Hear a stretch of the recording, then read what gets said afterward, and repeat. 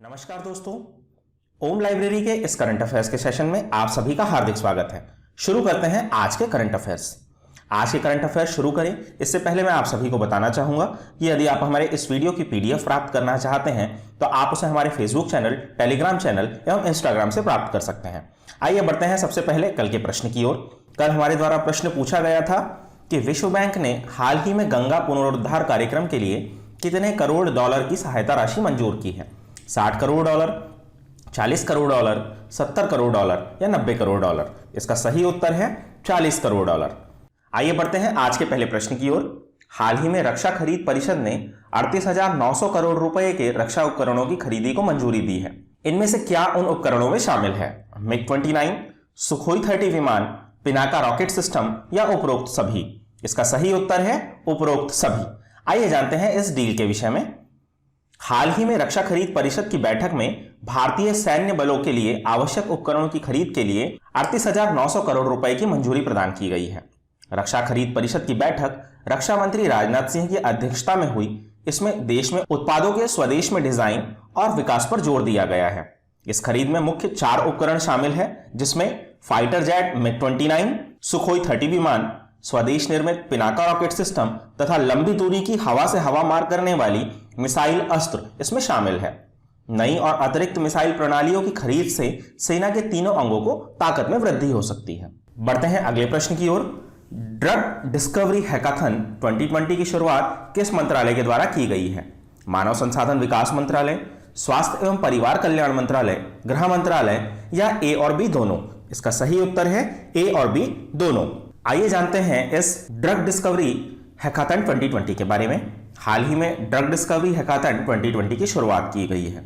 इसे मानव संसाधन विकास मंत्री रमेश पोखरियाल निशंक और स्वास्थ्य मंत्री डॉक्टर हर्षवर्धन सिंह ने संयुक्त रूप से लॉन्च किया। यह एक ऑनलाइन प्रतियोगिता है तथा औषधि खोज प्रक्रिया में सहायता के लिए यह एक राष्ट्रीय पहल भी है।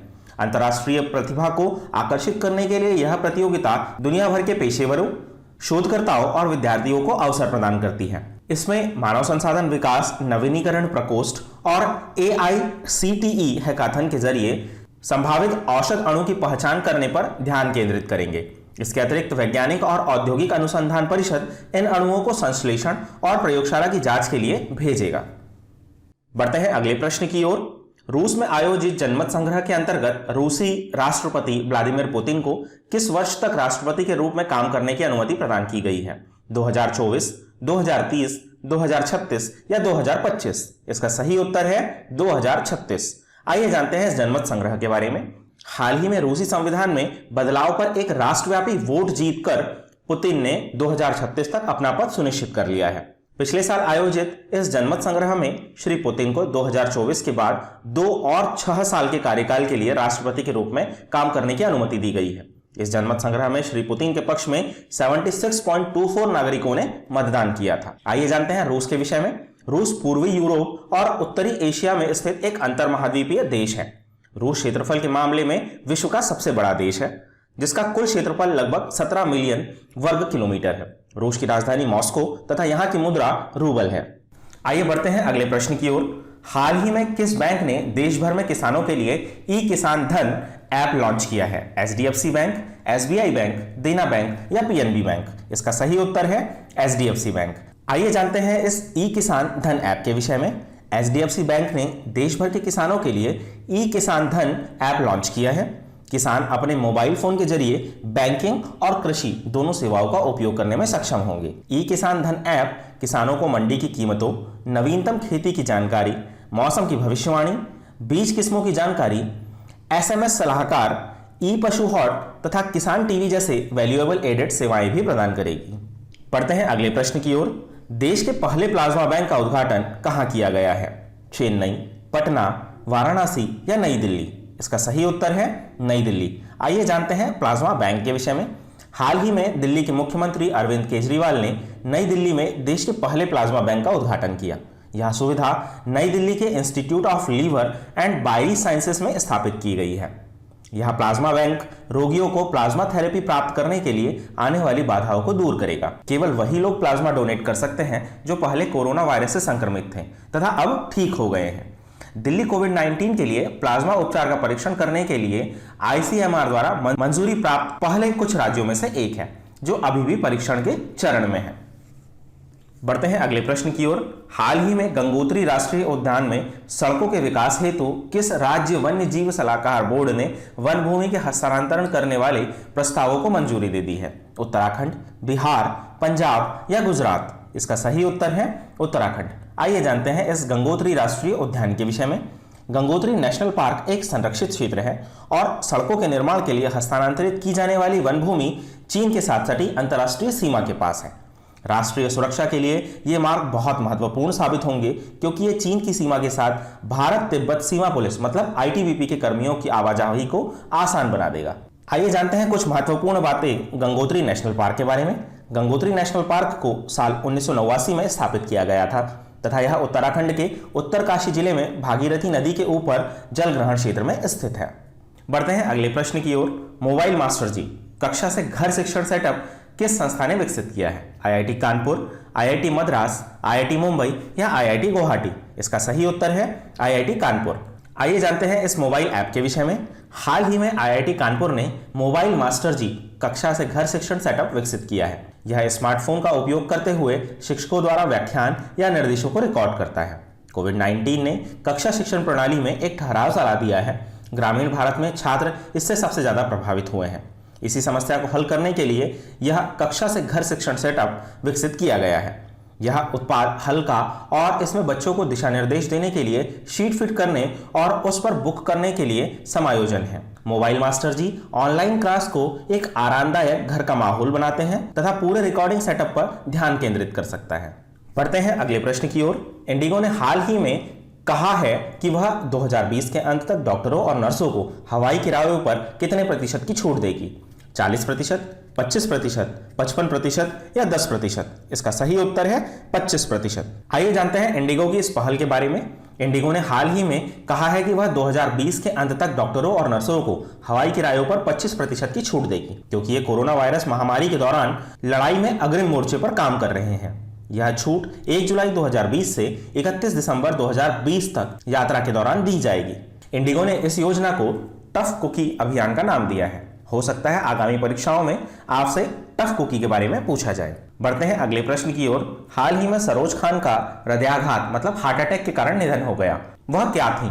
कोरियोग्राफर, चित्रकार, लेखिका या वैज्ञानिक? इसका सही उत्तर है कोरियोग्राफर। आइए जानते हैं सरोज खान के विषय में। हाल ही में प्रख्यात बॉलीवुड कोरियोग्राफर सरोज खान का हृदयाघात के कारण निधन हो गया। 4 दशक से अधिक कैरियर में सरोज खान ने 2000 से अधिक गीतों को कोरियोग्राफ किया है। उन्होंने फिल्म कोरियोग्राफर बी सोहनलाल के अधीन काम करते हुए नृत्य सीखा है। उन्हें 3 बार राष्ट्रीय पुरस्कार से सम्मानित भी किया गया है। वह बॉलीवुड की सबसे सफल कोरियोग्राफर थी। बढ़ते हैं अगले प्रश्न की ओर। हाल ही में किस भारतीय टेनिस खिलाड़ी ने जर्मनी में PSD bank Nord open tennis tournament जीत लिया है? सोमदेव देववर्मन, सुमित नागल, महेश भूपति या रोहित बोपन्ना? इसका सही उत्तर है सुमित नागल। आप सभी को सुमित नागल का नाम इसीलिए भी याद रखना होगा कि हो सकता है आपसे इनके विषय में भी पूछा जाए कि इनमें से कौन सा टेनिस खिलाड़ी है। आइए जानते हैं इस टेनिस टूर्नामेंट के बारे में। भारतीय टेनिस खिलाड़ी सुमित नागल ने कोविड-19 महामारी के दौरान अंतर्राष्ट्रीय टूर्नामेंट जीत लिया है। वे इस महामारी के बीच कोई इंटरनेशनल टूर्नामेंट जीतने वाले पहले भारतीय बन गए हैं। उन्होंने जर्मनी के PSD bank Nord open clay court tournament के फाइनल में दूसरे वरीय मेजबान खिलाड़ी डैनियल मसूर को 6-1, 6-3 से हराया है। सुमित नागल वर्तमान में 127 नंबर के साथ भारत के सर्वोच्च रैंक वाले एकल खिलाड़ी हैं। बढ़ते हैं अगले प्रश्न की ओर। हाल ही में खोजी गई स्ट्राइप्ड हेयर स्ट्रैक क्या है? तितली, मछली, सांप या मेंढक? इसका सही उत्तर है तितली। आइए जानते हैं स्ट्राइप्ड हेयर स्ट्रोक के बारे में।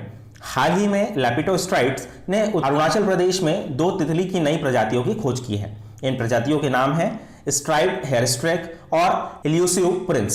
स्ट्राइप्ड हेयर स्ट्राइक को पहली बार चीन के हेनान प्रांत में जापानी एंटेमोलॉजिस्ट द्वारा दर्ज किया गया था। इल्यूसिव प्रिंस का संबंध वियतनाम से है और यह माना जाता है कि पूर्वी हिमालय में पाए जाने वाले ब्लैक प्रिंस प्रकार से संबंध रखता है। इन 2 तितलियों के अलावा रिकॉर्ड 129 वर्षों के बाद अरुणाचल प्रदेश के गैलिंग क्षेत्र में एक गैर विषैले सांप असम कीलबैक को पुनः खोजा गया है। बढ़ते हैं अगले प्रश्न की ओर। हाल ही में तमिलनाडु सरकार ने जूनियर वकीलों हेतु 2 साल के लिए कितने रुपए मासिक वजीफे की घोषणा की है? 5,000 रुपए, 2,000 रुपए, 3,000 रुपए या 4,000 रुपए? इसका सही उत्तर है 3,000 रुपए। आइए जानते हैं तमिलनाडु सरकार की इस योजना के विषय में। हाल ही में तमिलनाडु सरकार ने जूनियर वकीलों हेतु 2 साल के लिए 3,000 रुपए मासिक वजीफे की घोषणा की है।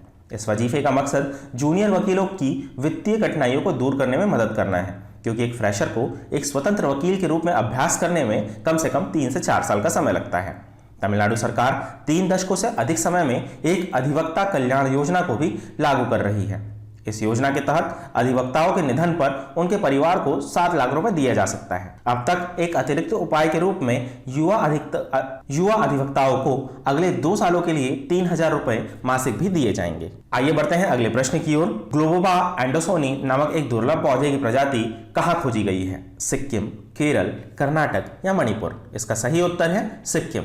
आइए जानते हैं इस पौधे के बारे में। हाल ही में केरल और पुणे के शोधकर्ताओं ने सिक्किम हिमालय में ग्लोबोबा एंडोसोनी नामक एक दुर्लभ पौधे की खोज की है।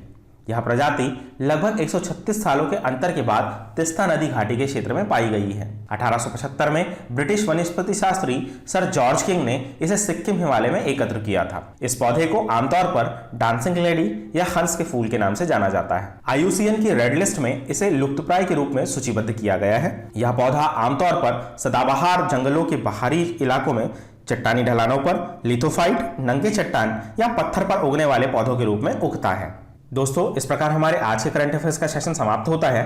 आप सभी के लिए आज का प्रश्न, प्राचीन बाबा वैद्यनाथ मंदिर किस राज्य में स्थित है?